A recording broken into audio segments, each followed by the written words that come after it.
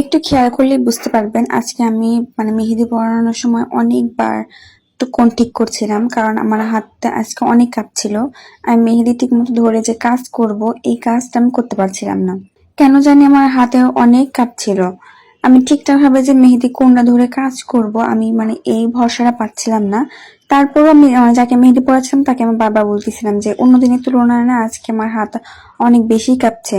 কারণ আমি যখনই মেহেদি পড়াই আমার এরকম হয় না, কারণ আমি খুব ভালোভাবে মেহেদি কোণ ধরে কাজ করতে পারি, আমার হাত কাঁপে না।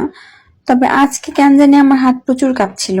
মেহেদি তো খুবই স্মুথলি বের হয়, তারপরেও মেহেদিতে কোনো তেমন কোনো প্রেশার দিতে হয় না, যার কারণে হাত কাঁপবে।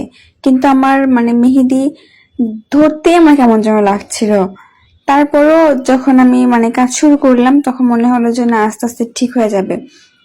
কিন্তু এই যে লাইনগুলো দেয়া, এই লাইনগুলো আমি সোজা ভাবে তো এমনিতেই দিতে পারি না, কারণ আমার কখনোই কোনো দাগ সোজা হয় না। যেখানে আমি খাতাতেও যদি আমি দাগ টানি, সেখানে আমার লাইন সোজা করতে পারি না। স্কেল টানতে ওটা স্কেল দিয়ে টানতে হবে, না তোমার ওটা কখনো সোজা হয় না। আর এছাড়া তো মেহেদি হাতে দেওয়ার সময় ওই লাইনগুলো টানতে লাগলে তবুও আমার ব্যাকা হয়।